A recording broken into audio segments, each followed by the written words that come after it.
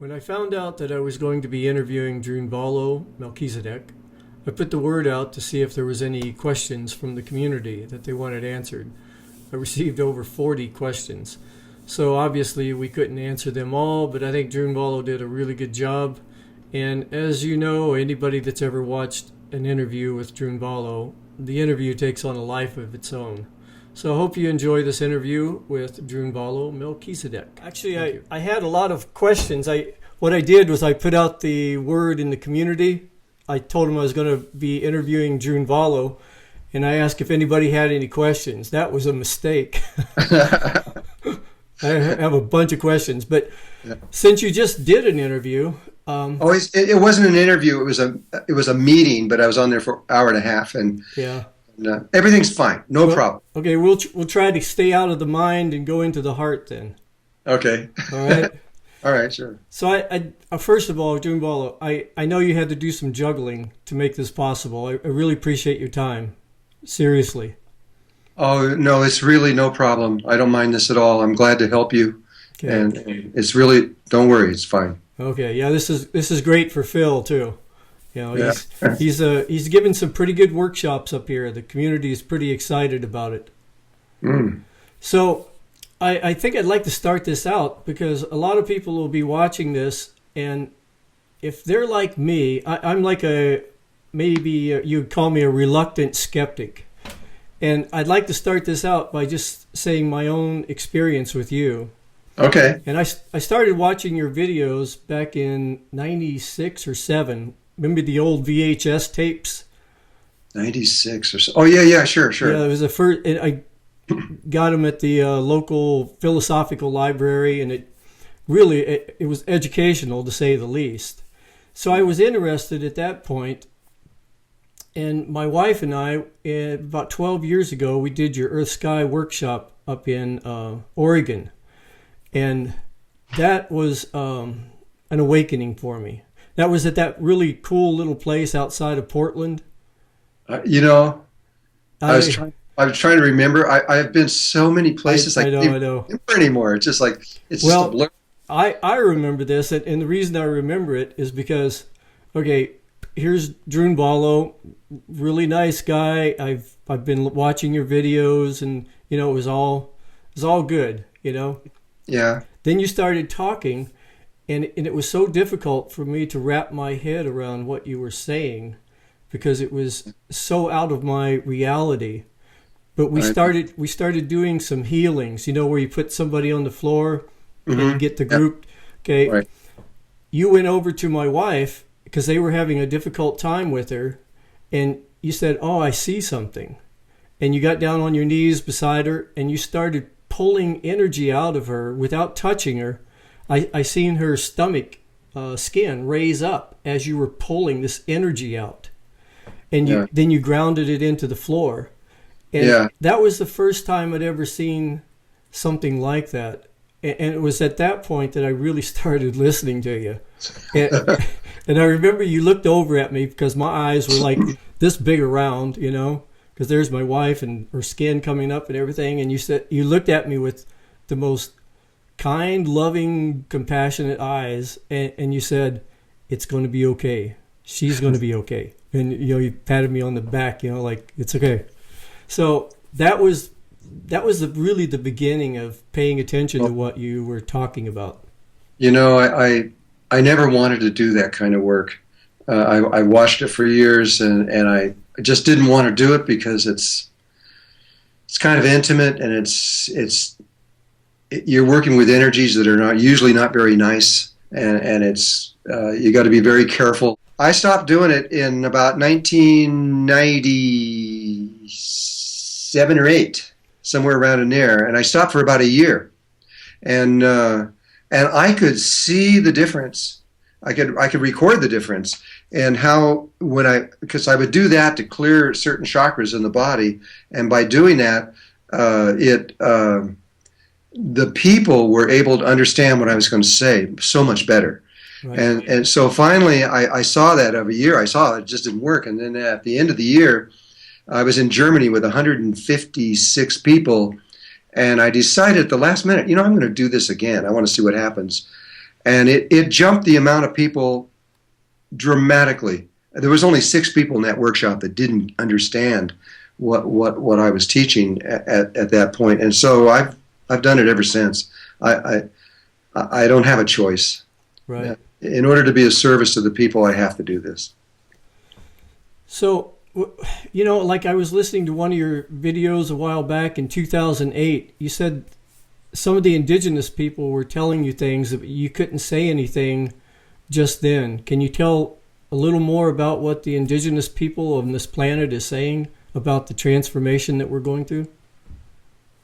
Well, I don't remember exactly what I was talking about with you at that point, but the indigenous people all over the world that I'm connected with and talk with, and the tribes, there's a lot of other tribes, but the main tribes are the Hopi, the Mayans, the Kogi, the Arwakos, the Wiwas, the Kangwamos, the Waitaha, the Aboriginals in Australia, and the Zulus in Africa, and there's a few others also.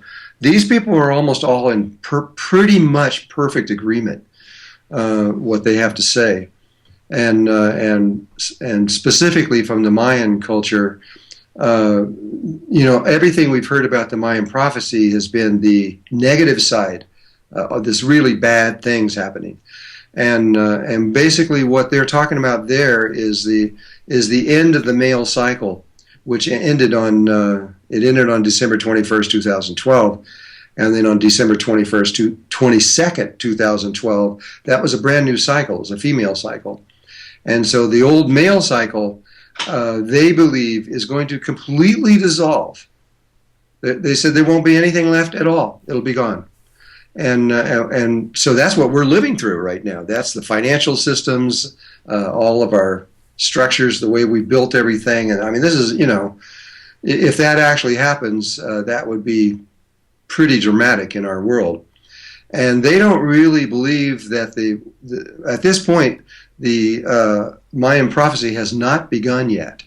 It's moving through the stages, but the part where we go, yes, we are now in the Mayan prophecy, that begins with chaos. And that chaos has not happened. However, what they did tell me a long time ago, back in the 90s, is that they believed even then that this part of the prophecy would not begin until after February 18th and 19th of 2013. So I knew going into the 21st that nothing was going to happen. I even said it. I said, I don't think anything's going to happen here. But we are now in the point where what they said was on the 18th and 19th, they said internal changes would begin to happen inside the earth and inside the sun that would be the beginning of this process. And they said it's not something you will see, simply we're telling you that these changes we believe will happen. But then, where we are right now in April of 2013, now we're beginning to approach the prophecies of science, and which approximate almost exactly the Mayan prophecy. They're almost like, at this point, they're identical, at least on the first part. NASA has come forth and said in 2009, and they've been saying it since then, that they believe that starting in 2013, where we are right now, at the end of the solar cycle 24, at the peak of the solar cycle 24, that there would be that the solar flares would be so strong that they would wipe out the memory banks of the entire computer system of the planet. There may be a few, the military, and a few people may be able to make good enough Faraday cages to protect them, but they say this is where it begins. And so when we went through Y2K, in 2000, that was kind of a prelude to what we're about to go through right now, if NASA is right. But now NASA is saying this is much, much, much worse than it was in 2000, because we have become far more addicted to computers. At this point, everything's on computers. Everything. There's nothing that isn't. The entire physical world is based on computers. And so if those computers were to shut down, The financial system of the world would go. The entire electrical grid of the world would go. We'd be in total blackness. There would be no water, no gasoline, no food, and on and on and on and on. And NASA has announced that when this happens, and they expect from now until it could go as long as even September of 2000, sometime between now and then, that they think that these solar flares are going to just shut us down. And England came in directly after they said that, and they didn't believe it. And I followed what they did, and they went back in and they researched that information and added to that their own information. And then about 6 months later, they came back to NASA and said, okay, we agree with you. We're probably going to have a catastrophe on Earth over this. You know, as you're saying that, it's really tempting for me to go into the polarity consciousness and ask, is this a good thing or a bad thing? But I should just ask, is this part of what's supposed to be happening?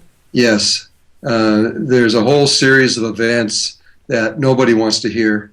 They're one thing right after another. If Russia came in directly after England and said, well, okay, you guys may think that that's all that's wrong, but there are 8 different catastrophes, one after another, that are about to happen. And then they said words so strong as, we doubt if a single human being will be able to survive this.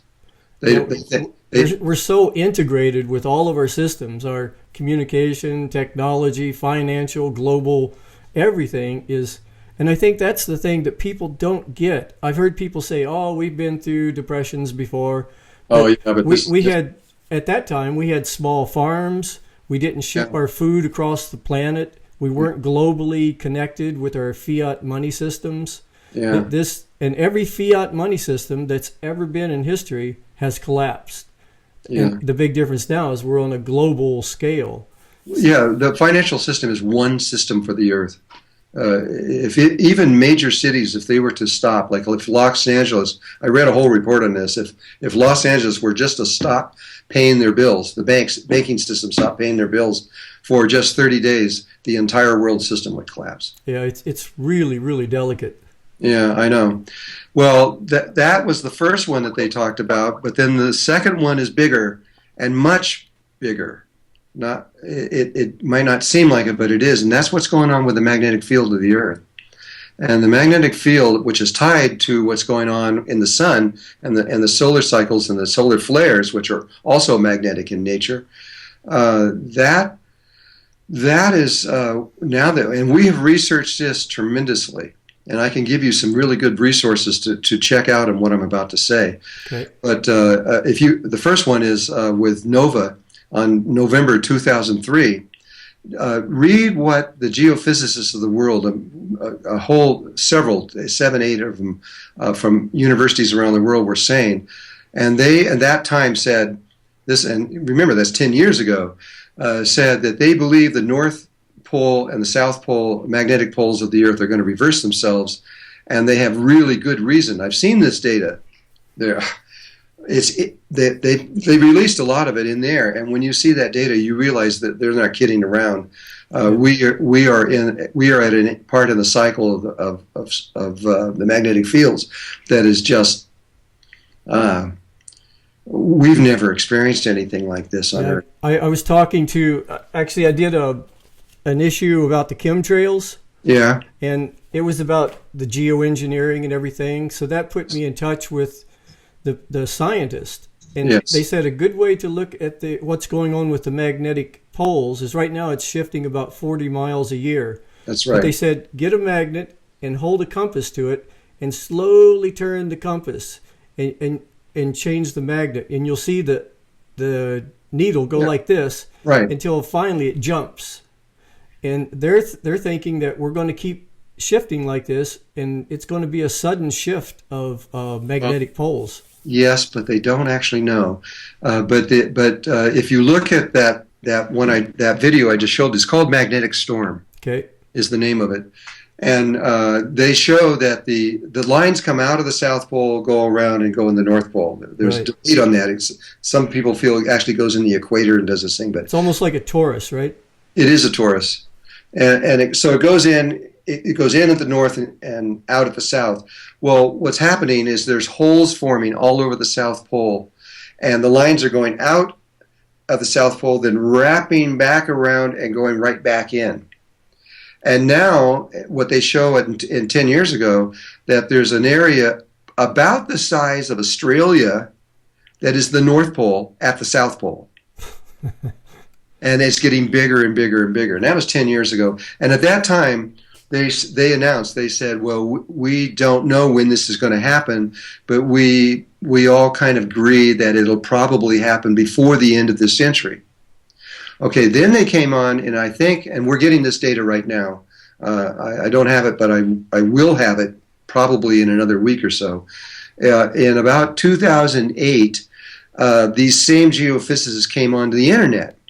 They made their own little site, and they started telling the world, this is happening a lot faster than we ever thought this was going to happen. Right. And so we now say that this is going to happen within 25 years. Then in 2010, the government shut them off. They closed down their site after 11 days, said you can't talk about this. And then they came back onto another site, and they were shut down after 5 days on that one. And they said, okay, world, we now believe this is that this is going so fast, and it's faster than we ever dreamed, but we now believe that this could occur any minute. And so we're now in the any minute situation, and we have been for the last 2.5 years. And so whatever this means for us, we're almost for sure going to experience this very soon. Yeah, what this climate scientist told me too was about the methane expulsion. Oh, that's a whole nother thing. Yeah. He said if nothing else was happening and you just considered that, it's huge. Serious. I know there's so many things. If you got them all in one, if you laid them all out on the floor, it would really truly scare almost any human being. And any one of those things going off is bigger than we can handle. Well, so this is a good point for me to bring up why it is, and I think I'm speaking for a lot of people too, why it is that I am shifting more and more.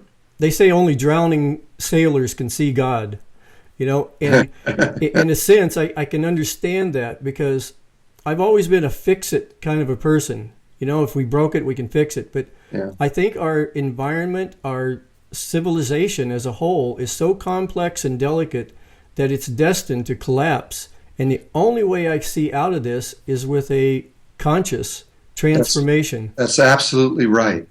And that's what the Russians said after all their research and them coming up with, I mean, if you saw the whole thing around the Russians, it doesn't leave from an old paradigm of who we think we are and what this world is. It doesn't look like there's any hope at all, but there's a very powerful hope, but you have to know certain things about consciousness and life and what's going on. And that's the reason why the Mayans never told the other part of their prophecy, was because they could tell the first part because we understand that. But the second part, which is incredibly positive, it's so far outside of human consciousness and our understanding of the reality that we wouldn't believe it. And that was what their problem was. It was what they kept telling me, says, well, I can tell you what it is, but the world won't believe that this is true. And because it's beautiful. It's beautiful, it's outstanding, and it takes that. They're saying that our consciousness is going to move through this last final stage into another level of consciousness that is not human. It is much, much higher than human. And from that place, we become immortal. We no longer have illness or sickness or anything again. What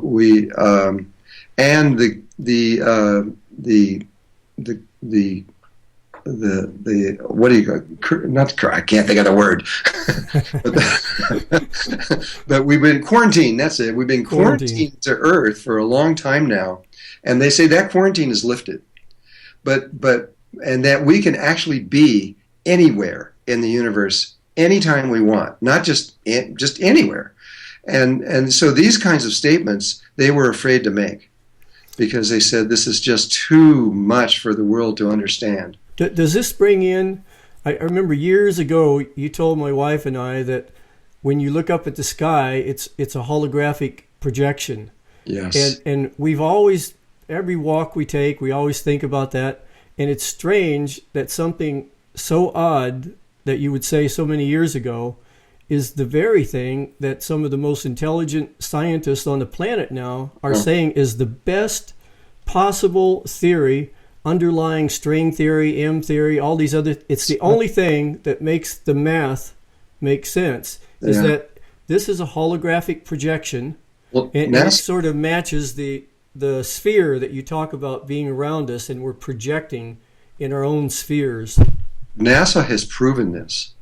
They know that we're in a hologram, and not just a hologram, but a programmable hologram. What is out and what's out there is not out there. It's in there. It's in your heart, and the stars and everything. And you can go back 6,000 years into the Upanishads and Hinduism, and there's 108 people writing about going into this tiny space in the heart. And they're all talking about, oh my God, the stars are here, the sun, the earth, the moon, everything is here inside of our heart. What does this mean? And this is it. We are generators of universes, and we don't know that. We're walking around in it thinking, we're walking around literally in our mind, and we don't know it. And that is what happens. That's the big aha that's about to happen. That we're about to realize who we really are and what this world universe we're in really is. And when we do, we're going to make huge changes within it and within ourselves. And we're no longer going to be eating each other. Right. Yeah. That was something they decided to eliminate on the day. Yeah, the closest thing that's ever happened to me to really realize in a Heinleinian sense, grokking what you're talking about, was I was in Brazil with my wife, and we were doing a series of ayahuasca journeys. Yes. And on some of those journeys, we actually met beings that came to us. And I remember one time these two beings came to me, and I said in my mind, this is all in my mind. And they looked at me and they said, everything is in your mind. That's right. Everything. And there was a sense of authority with what they were saying. Yeah, and I feel the same way. I could say this with real authority at this point for sure. We do not understand. We have mapped it. We mapped exactly how an image that comes out of the tiny space of the heart, which is the creation point, and how it gets into the brain, and how it gets into the external fields. And we know precisely how it works. And we've done it a bunch of times to prove it, to see if it really works. And now that it's no longer a question of is this real or not, for me anyway. I know this is real. And so what it is when we're fully conscious, and we're not, everybody on Earth is really sleeping. All of our fields are collapsed, our Merkabas are collapsed, our beams of light, everything is just, it's there, it's like a seed. Right. It isn't lost. No person is ever lost, ever. I mean, every person alive, I really want to say this clearly, every person, every human being, regardless of the condition your body is in or anything else like that, your spirit has been alive before this creation took place, and you will be alive long after this creation is stopped or dies, because everything is born and dies, but spirit does not. And consciousness does not. I can't tell you how comforting that is. Well, yeah, it was comforting to me too when I realized this, and so there's not one person on earth. I don't care how good or how bad they are, or what their situation is. When we get to the other side, everything's going to be forgiven. Karma is only here. And it is there, but we will change where we won't break these karmic laws anymore. Drunvalo, what do you think in this whole process of waking up and conscious transformation? Addiction right now seems to be a real problem on this planet as a whole. It's used as a manipulative tool. It keeps our what do you think? What kind of a part is that playing in this? Well, I'm not really clear on. I mean, obviously, everybody can see it, and I think that what's really going on is everybody is in so much pain, emotional pain, mental pain, physical pain, that it's hard to exist here without having some form of release, some way to let go of this pain. And so, you have so many people going into heroin and all kinds of things like this because they're trying to escape. But then on the other side of the coin, because not all drugs are bad, everything is polarized in this world, and some things are good and some things are bad. And there are drugs out there that accelerate consciousness. They don't drop it or anything like that. And these drugs are almost always psychedelics. Yeah, I had a couple of really strong experiences with dimethyltryptamine.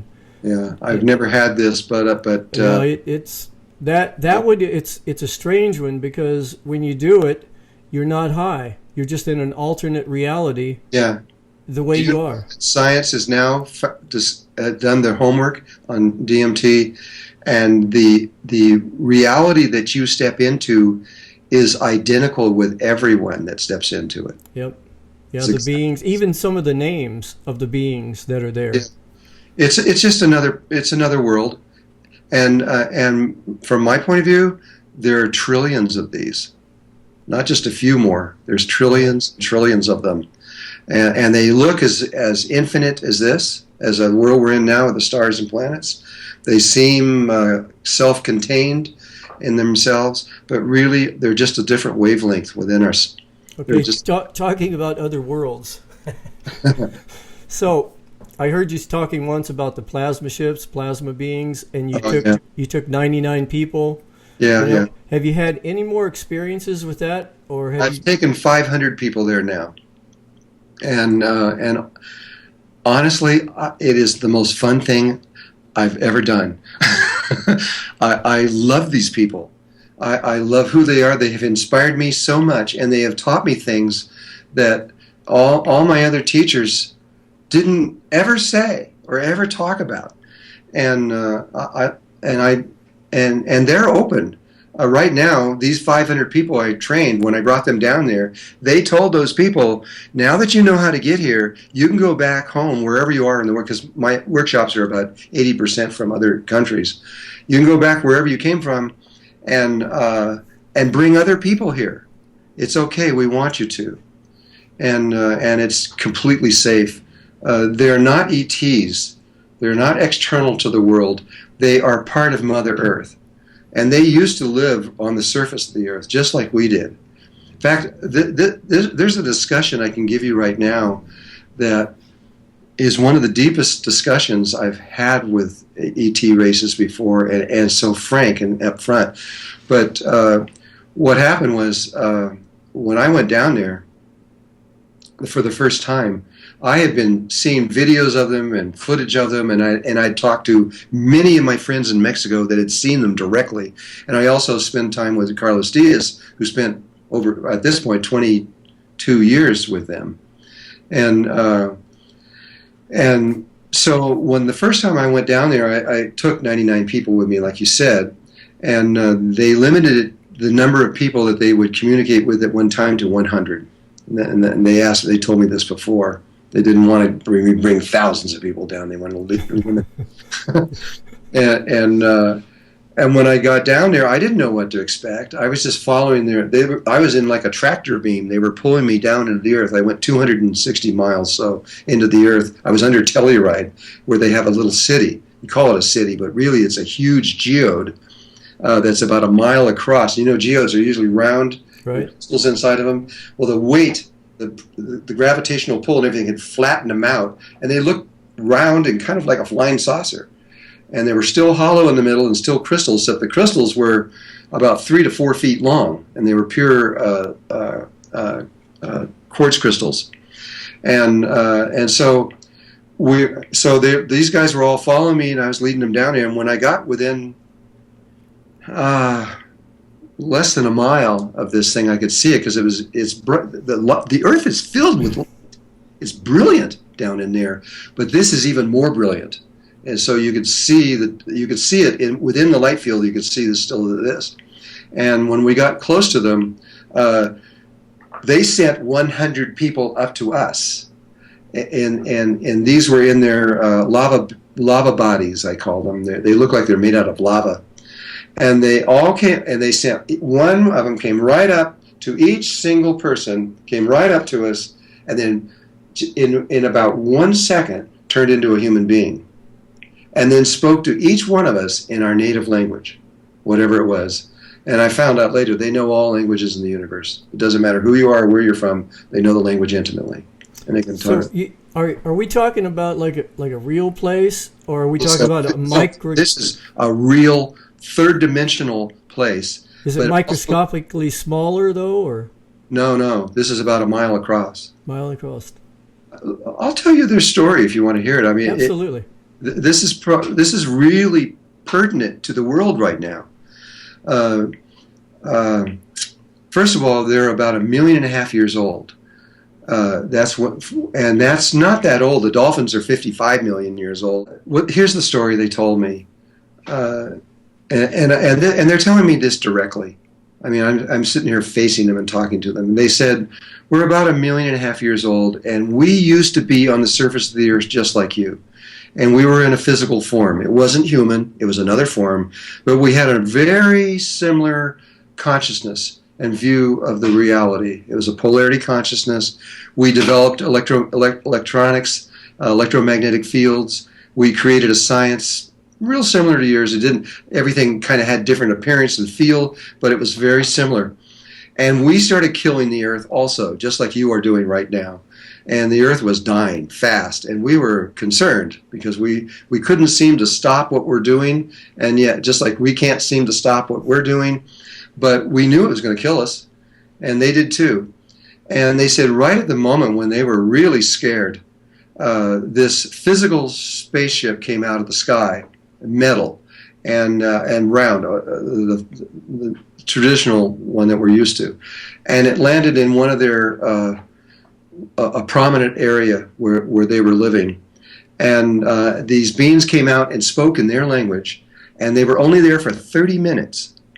And all they did was tell them something about the earth and the sun and about themselves, and gave them very precise instructions and left.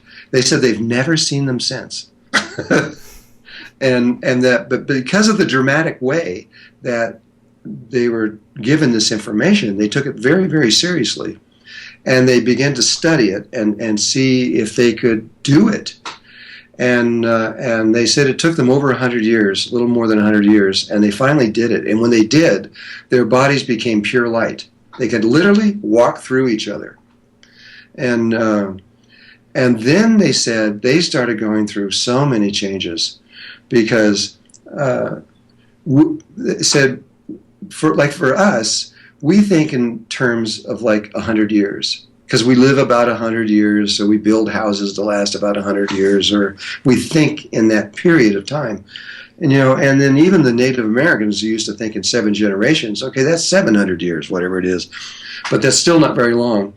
From their point of view, they realized while they were in these bodies that they were now immortal, that they were never ever going to die again. And their thought processes began to change. And they finally came to the place where saying, well, we have to think differently. We can't think in 100 years. We have to think in 100 million years, because we're never going to die. And so anything that they also decided never to leave the earth. They wanted to stay connected to it. Now, most races, when they get to this level, they leave the earth. And they go in other ways. They go out into space and time and dimension, and they leave it. They didn't want to do that, and so they've stayed. They've locked themselves to this place, and then they realized in the process, soon after that the way that they became immortal and could, their bodies became pure light, was that they realized what you were talking about before, that this is a hologram, and that their not as only is the outer world and universe a hologram, but their body is a hologram, and that at that point they had to they realized that they came to the conclusion that the body is an image inside of them that came from within inside of them. And so then they went through this whole process. Well, why do we need this body? We don't eat anymore. We don't drink water. We don't need anything. We don't have to have fire to keep us warm. We can just think it, and we're warm, and we're basically 100% self-sufficient. And then it was decided through their entire race that they were going to let go of this image and take on an image that was more comfortable. And it was just a sphere of light, a ball about a foot across of a kind of a white light, not bright white light, but more like moonlight. And that felt better to everybody concerned. Well, they're not the first ones that's done that. That's been all these orbs that our digital cameras are picking up. We're looking at our ancestors. Many of our people have lived long ago, and they're alive. If you could get inside there and look inside that little thing, you'll find a little tiny, either human being or an ET or some kind of being that has come to that same conclusion long ago. And so they say, we're going to go through the same process. He says, we're telling you what your future is going to be. But I don't think it's going to happen this way. And if I have time, I'll explain why. I think we're going to do this a little differently this time. And the Mayans also feel this. They say that this time is completely different than anything that they have ever seen before. And this time is different in the whole universe? This time where we've come to this end of the cycles, and the cycles beginning new, that this is going to begin in a whole new way that no one has ever seen before. Is this a planetary thing or a universal thing? It's absolutely everywhere.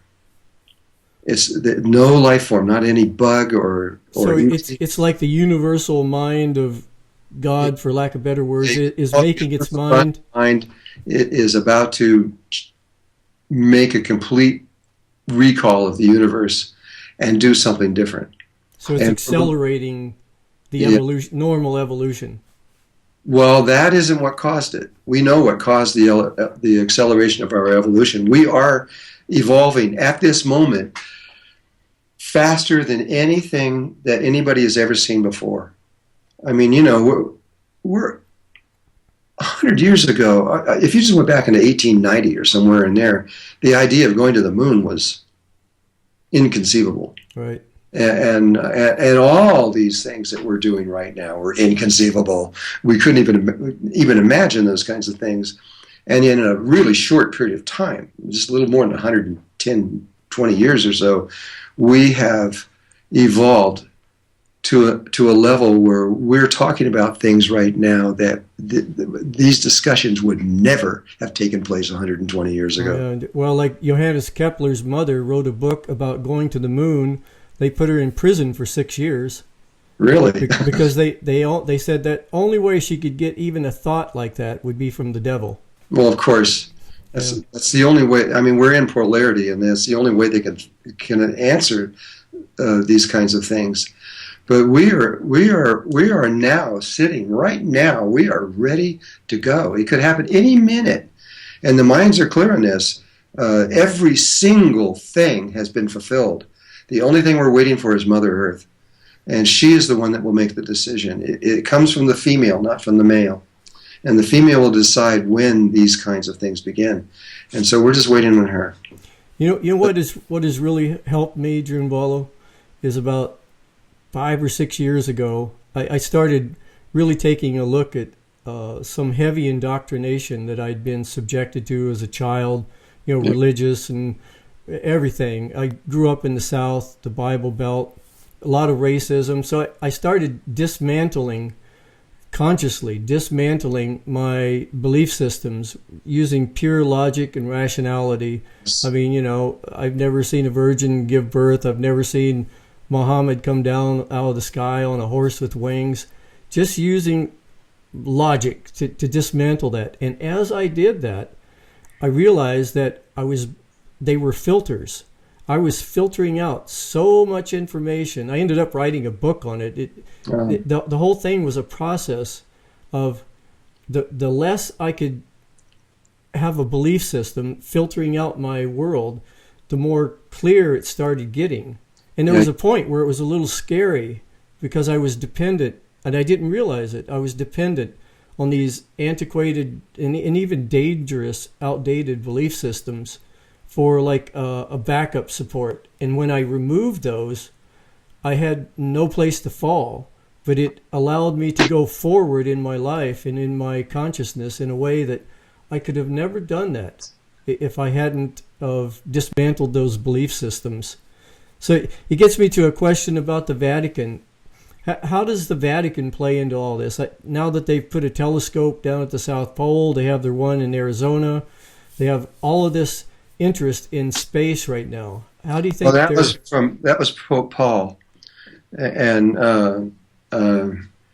toward the end of his term, he made a lot of observations. One of them was that the ETs are real, he says, and that even though we've had difficulty with some of them that have come in here, the greys and the reptiles and things, that he believed that there were many ETs that were positive and were good for us. And that's why he was the one that started building this observatory in Arizona. And he said a lot of things at that time, which they're not allowing really to go out that far, but they are publicly done. And that is, for example, he says there's no hell. There's no hell and no purgatory. He says, we made that up. I'm sorry, he said. Right. And I know he allowed Monsignor Balducci to say a lot of things too. Yeah.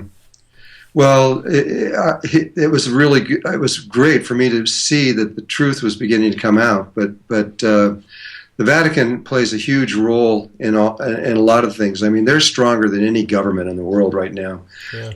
You got over 1 billion Catholics and they have huge amounts of money and power, and it would be really good if they were to begin to play a positive role in all of this, because they know a lot. They understand a lot of the stuff we're talking about. In fact, the plasma beings, I was invited to go on one of their ships before I went down in that thing there through Carlos Diaz. Carlos Diaz was on board, first went on board their ship in 1991, and he's been on there many, many times. And when he was on board one of the ships, I don't remember when this was. I got to think. It was probably in the late 90s. Yeah, late 90s. He was on board the ship, and they came, and the plasma beings on board the ship came to him on the ship and said, "We want you to go to Drunvalo Melchizedek and give him everything you have," because he has 1,800 hours of video of them up close and personal, and he's got over 200 hours of video and over 1,800 photographs of them up very close. Has he ever made it public? No, only little tiny bits and pieces of it. But they told him, give him everything, give me everything, and I will put it out to the world. He never even heard of me. Didn't he have any idea who I was? And he had to kind of do some research to find out where he was. And then he invited me to come down to Mexico City to talk with him. Well, I was already privy about the plasma beings at that point, because I had my own people that were filming them and everything else. And so I went down there. I met him at a restaurant in Mexico City. We talked for about 3 or 4 hours. And I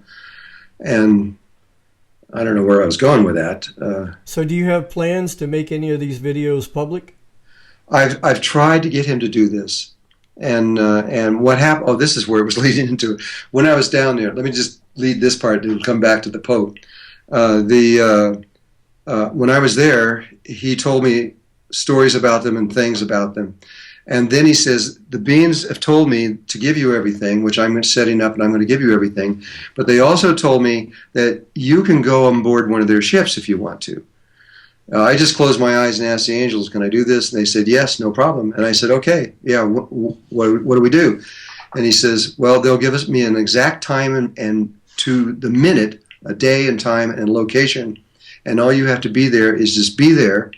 And you can bring up to 100 people with you to watch it. And you can film it all you want. And you can release the films all you want anywhere in the world. We don't care. And I said, okay, I'll do it.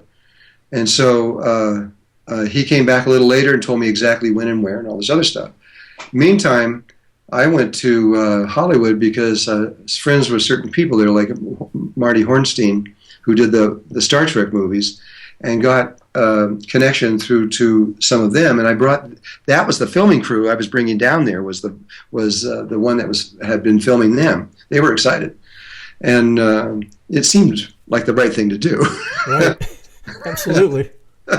And so then I came back here waiting for it. In the meantime, while this was 2 months in the future, I was waiting for it. The Pope Paul, asked him to come to the Vatican, that he wanted to talk to him about the plasma beings. And so he went there, and while he was there, these who they were, I don't know, but they arrived in these black automobiles, dressed in black with machine guns, and they went in and they kidnapped some of his family, and then told the rest of their family that if he keeps working with me, they will kill him and all of his family, and to convince him not to work with me anymore. So when he got back from the Vatican, he wouldn't talk to me.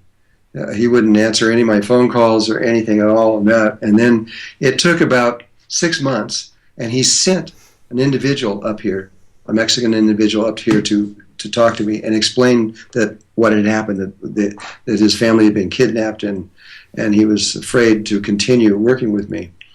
And so this has just been an ongoing thing. I mean, this happens. What do you think it is, Drunvalo? Why is it that there's a certain group of people, call it the Illuminati or whatever, why is it that they have a vested interest in maintaining a static point in our evolutionary strain or consciousness? You know, I've researched that. To answer that question really specifically, I've really tried to answer that, and I've found myself 3 times in the presence of members of the Illuminati. A couple times I didn't really want to, but that's what happened. And in my discussions with one of these people, basically they just don't care about us. Right. They don't have any emotional body. They don't care or have feelings of love or anything else like that. And they're just using us. And they have their own agenda, a completely separate agenda than us, and they just use us. They have 85% of all the money in all the banks of the world. And it's 300 families. You know, there might be something behind the biological thing, too, because I heard Bruce Lipton talking once, and he was saying that it appears like about 6% of the global population are genetically incapable of feeling compassion and empathy. Well, they have made it. I mean, these people came from Mars, and they were part of the last attempt to create a separate reality. This one, we say it's Lucifer Rebellion, we call it. But there's been 3 other times before that this has happened. And the Martians were part of the last one. And that's what destroyed their planet, was their lack of love for each other. They basically had a planetary war that destroyed the outer atmosphere and all the oceans and everything. Their planet was... And I wrote about this as far back as 1998, that Mars was just like the Earth, because this is Thoth telling me this. He says it had oceans, it had water, it was plants and diversity, and it was beautiful.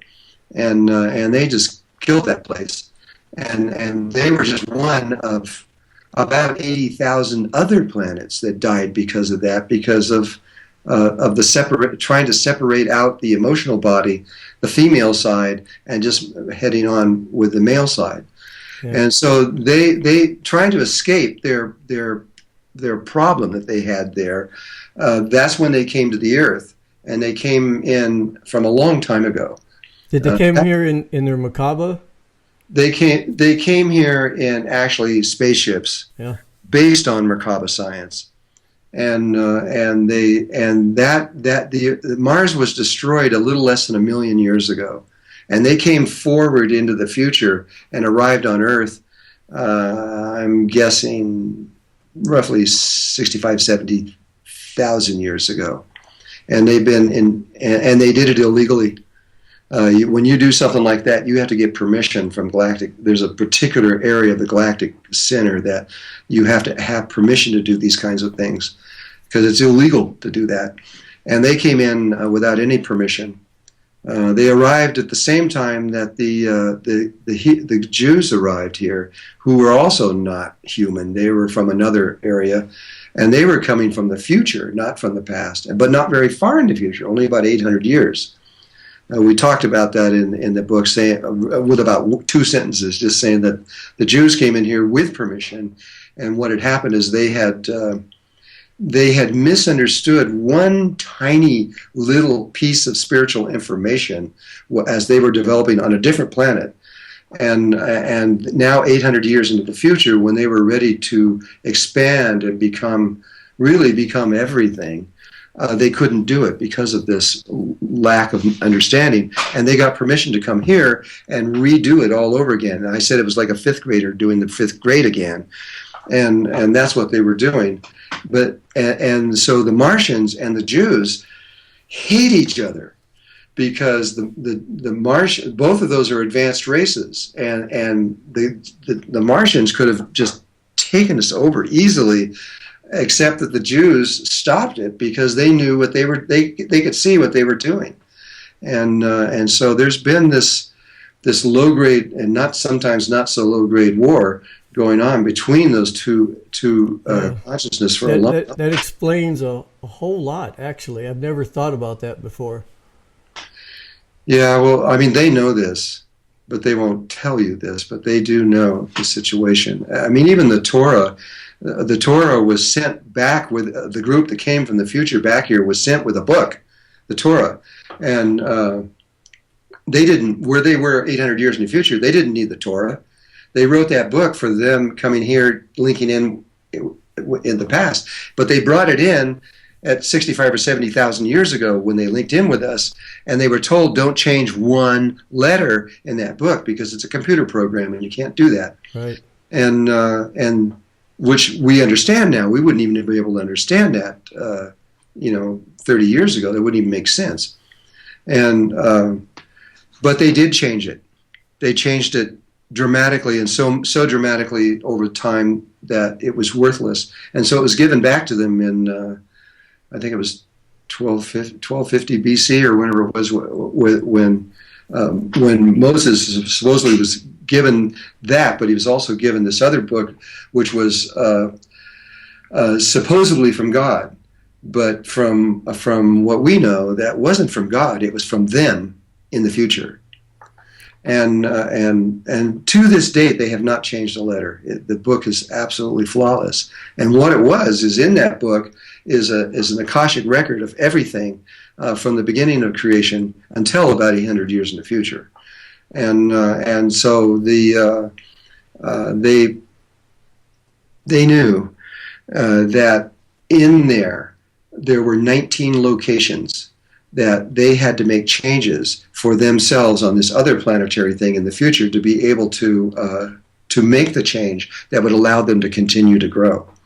And I actually tracked through 2 of these. I was involved in 2 of these changes. And they're huge global changes that would affect everybody on Earth, and we're passing through these things. Some of them are invisible, and some of them are visible. But we've got to be down close to the end. I mean, I don't know where we're at, but once we get to the 19th one, that's when everything takes place. And I think we're right there. We're probably down to either 18 or 19 right now. I've been interviewing a lot of the people on Ancient Aliens about the Anunnakis and all that. What do you think about that whole part of our history, the Anunnakis, and the fact they might be back and all this with Nibiru and they have a few people here. They were our mother. They were the ones that created our particular DNA of humankind, and the father was the Syrians from Sirius, and from Sirius B, third planet out, and those two they were the external part, like the male aspect, and the Anunnaki or the Nephilim were the female part that created it. And if you look at the Sumerian records that are very old. These records, and talking about things that are even much older, millions of years going back. This is some of the greatest information that we've ever had. Yeah. And science is not taking this seriously enough. You know, I mean, it's just amazing information that was given there. But all I can tell you is right now is that the mother aspect of it was not very evolved. They were almost exactly where we are right now. That was our mother. Our father was way, way more advanced than the mother. And the father aspect is the one that will be the first ones to step in front of us and begin to protect us. And they're already here. They're all over this earth, and they're inside the earth, just waiting. They're sleeping in these glass chambers, and when the time is right, the Father will come out here and protect us. And who they're really protecting us against is the primary thing, is the reptiles. The reptiles just will not give this up. They've been trying to destroy us for a long time. Yeah, they're real territorial, you might say. Yeah. Do you think with all the... I think that every time a planet is discovered, it has to affect our consciousness. Do you think that all these planets that are being discovered as they enter into our realm of conscious reality, this is part of the change also? Well, they first discovered Marduk, the planet that the Nephilim came from, and that was some time ago. And now NASA's trying to say they didn't discover it, right. But not in the beginning. They were really clear about it, and I read all those reports. I read them 7 days afterwards, and that planet is a solid planet. It's about the size of Saturn. It's huge, but it's way out there, and it only comes through, according to the Sumerians, it only comes through our solar system every 3,600 years, and that was the only way that they were so unadvanced that they were using rocket ships, and they had to wait till they got really close to the Earth to jump over, and then they had to wait another 3,600 years before they could even get back to their own planet. That's changed now. They have the ability to go back and forth whenever they want, and then you got all this stuff on the internet now, right? About Marduk is going to be coming in here. It's behind the sun, and it's coming behind the sun. You can see it, and all this other stuff. They've been doing that for 10 years or more now. If you just go back into NASA and get through Freedom of Information Act and get that original report, you'll realize that they had mapped the orbit of Marduk, and they knew exactly when it was going to come in here, and it was 500 and something years from that time. And so all these people saying that on the internet it just isn't true. Yeah, I wonder sometimes how much disinformation sites are out there just generating nonsense, you know? Well, I had to work for 4 years to research everything that was said in our magazine, The Spirit of Mott. And my conclusion was somewhere around 80% of what's on personal websites is not true. I know. I was caught one time publishing a magazine. You know, you come across a lot of information, and I published something without really validating it. Man, it was like, I swore I would never do that again without validating every single piece of information. Yeah, I know. I validate it myself, but I'm learning. I'm getting to where I won't say anything anymore without having at least one source behind it, but a credible source. But unless I'm talking about ETs and things like that, because you can't get any credible source. So when can we see some of these videos? Which ones? The one of the plasma beings and stuff. You know, when do you think that that's possible to come out? Because that would be some really good catalytic information. Okay, here's what's happened. Carlos Diaz, who had all that data, decided that he was going to drop out, and he completely dropped out. And then I went back to him just recently, a couple of years ago, and I said, "Look, Carlos, I know you don't want to. I know he's a grandfather. He's getting old. He's probably, I guess, I'm even older than he is, really. But still, he wanted to just stop and not do this anymore." And I said, "Well, look, let's just make one video and compile all this stuff that you have and get really good stuff. And let me just make one video of that." And he says, "Okay, I think I will." And then he came back and he said, "Well, what would be better," he said, "was let's just bring the plasma beings in and film them directly." And you know, and I know that if I did that, everybody would think I'm using computer graphics on the stuff that they're doing, but nevertheless, it would be the truth. And so he told me that he was going to allow that, and I've talked to them, and they said they would do it, but they wanted him to go through him to do this, and he hasn't talked to me since then. And so that would be a good one to do. I want to do it, and once we get our studio fully set up and everything, I would have the capability of fully doing that too. This would have a lot to do with the same idea as the natives looking out on the horizon and they couldn't see the ships. Yes. Something like this would imprint it in our minds and make that holographic image possible, and it would probably open up all kinds of channels of perception. Yeah, I mean, I'm open to it. I really am. And I'm trying to maneuver this to happen, but I haven't been successful yet. So here a while back, you talked about the Melchizedek consciousness giving you a new purpose. How is this working? What is that purpose? And I think we can end on this note too. Okay. Well, I haven't been very successful in that new purpose. They've given me a few other things to do, because basically the reason they did this is I had reasons to come here in the first place, and they thought that I was going to take longer to do it, and I completed it. And so once it was completed, that's when they said, well, maybe we can use you since you're here to do something else. The one thing they wanted me to research, and I haven't really talked to hardly anybody about this, had to do with suicide. Suicide is a very unusual element in consciousness in the universe. People just don't do this. And so I traced it down, and I know exactly where it started. I know precisely the first person to do it. And I started going from there and exactly what this meant and I understand why they did it. And because it was such a,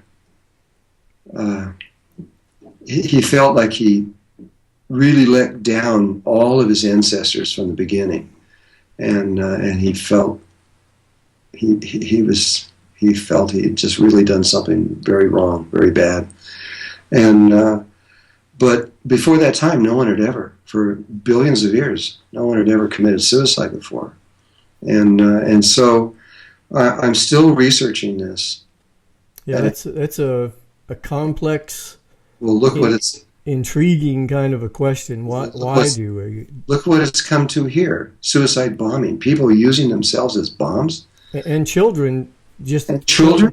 Yeah. I mean, this is so far out of true spirituality. You know, I mean, I've been very close in the Quran also, and I know what it says. And there's nothing in there that says that is a legal thing to do. Right. And to twist it around to say that that's okay is, in my opinion, is just simply wrong. Yeah, I agree with you there. You know. So if you were to leave the people that's watching this with some advice on what to do today, right now, with your life to prepare and play an active part in this transformation, what would you say? Well, I don't think that there's anything external that you can do that's going to make any difference. So digging a hole in the ground and putting food and, if you really understand what's coming and trying to protect yourself in that way is a waste of time. First of all, we're only going to have about 14-day notice, and then it's going to be a very quick thing, and we're not going to be here. The most important thing to do is to really drop a lot of the stuff that we're involved in. And just really begin to realize how important you are as a spirit in the evolution of all of the whole universe, and to just really begin to develop your character. Stop anything to do with stealing or hurting people or anything. All of that. Start fixing your karma. That is probably the most important thing you can do to get in balance, because the less out of balance you are, the easier this transition is made. And the other thing is to find a way to get into your heart. If they want to go into Drunvalo.net, we've got a school there set up to teach people to do that. I'm not pushing anybody there, but I'm just saying we do have something there for you. But you can do this without anything. You can find your way into your heart and discover who you really are. And that, because that is being inside of your heart is the place from which we make the change to go on to higher consciousness. And on top of that, your life is going to be a lot more enjoyable and fun, and your family is going to be happy because of it. Because when you start functioning from your heart instead of your brain, you are becoming a different kind of human being. The kinds of human beings we're used to here on Earth are brain functioning people, and that was never intended to be that way. It was intended that we live from our hearts, and the brain was like a remote control thing that had certain functions and things, but it was never intended that we create an ego, and that ego become more important than anybody else in the universe. It's a malfunction. Yeah, I remember in the workshop you were giving, I was trying to do the Merkaba, and I was explaining the difficulty that I was going through, and you just sort of said, look, don't even think about it. It's more organic than that. You don't have to do digitally each step. Precise. Yeah. The brain does have very specific steps of how to get from here to here, but that's the male way. The female way is totally different. It's all about feelings and emotions and actually caring and imagery and how to use imagery to get out of the situation we're in. But there's lots of information out there in the world that is beginning to come up everywhere right now because the world needs it right now. Well, a lot of people are being helped by this information, Drunvalo. A lot of people. Well, anything I can do. That's why I'm here. Anything I can do. I've developed a website to try to talk about all these various things that we need to know and understand. And give the ancient what one thing that's happened here, which is I think it's great, is that the information is here now. It's here in Kundalini Yoga, in Kriya Yoga, and Tibetan Buddhism, and it's also here with the Catholics, but they won't give it. They refuse to give it out, right. But it's here, and so. If you just really believe in yourself and trust in yourself and believe in your connection to God and all life everywhere, and honestly begin to search within yourself for the answers to this, they're there. Every person has everything you need within yourself. That's something I can believe in.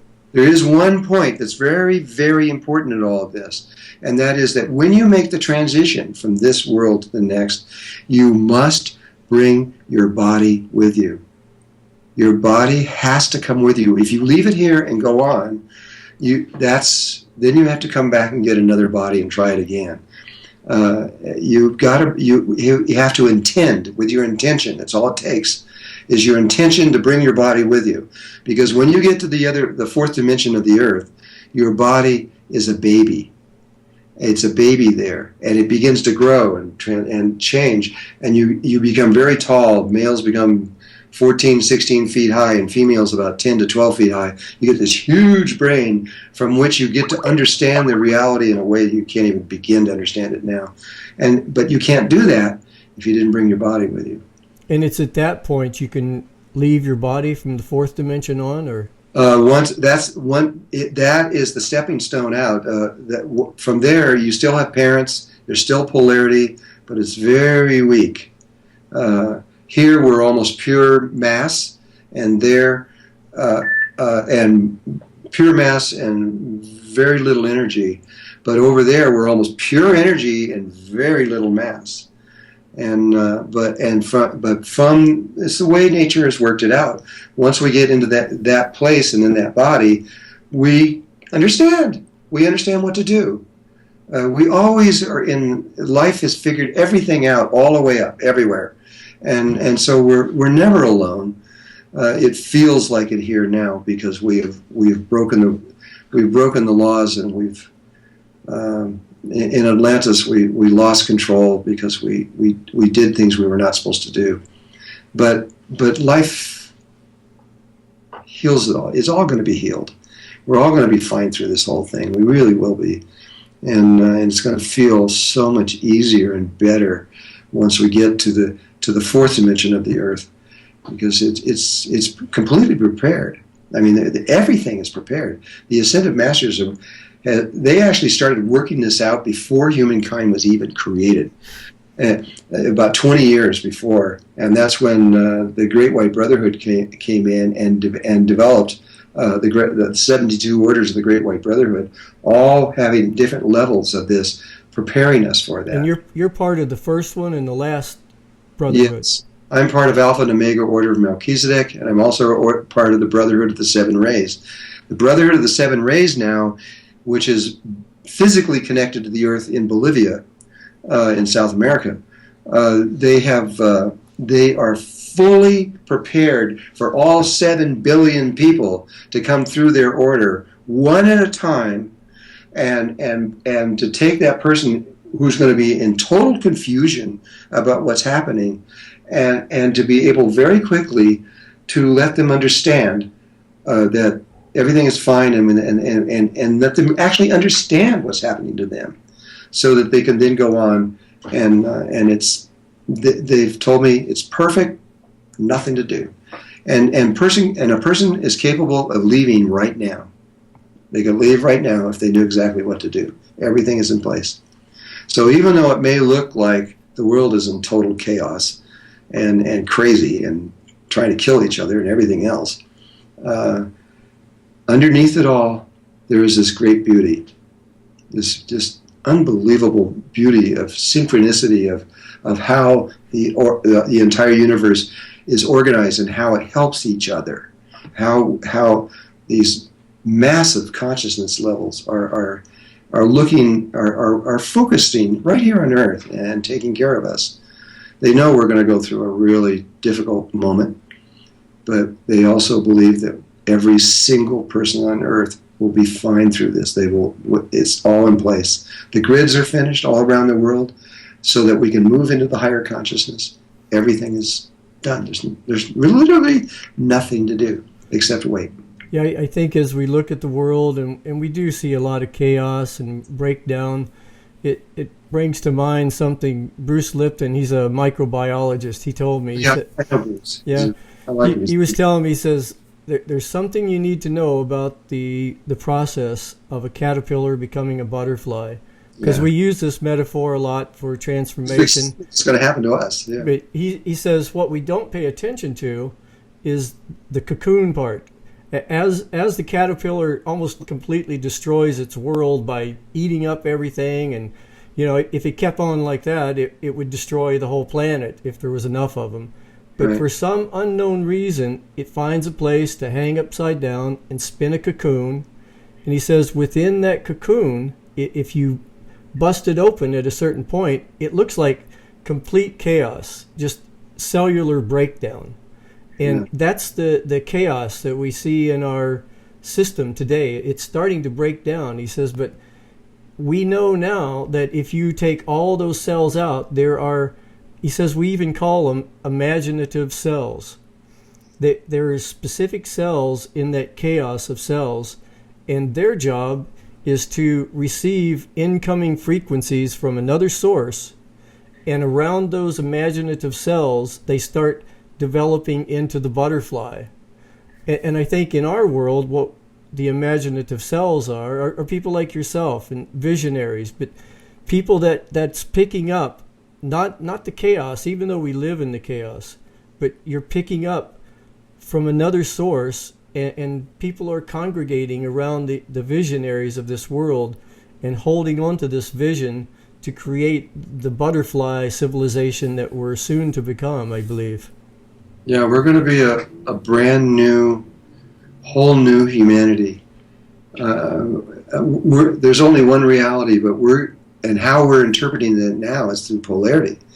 But underneath polarity is singularity, and we're going to understand this unity consciousness. It's going to be, but we're only going to stay there for a little while. We're only going to stay there about 2 years, and then we're really going to move fast.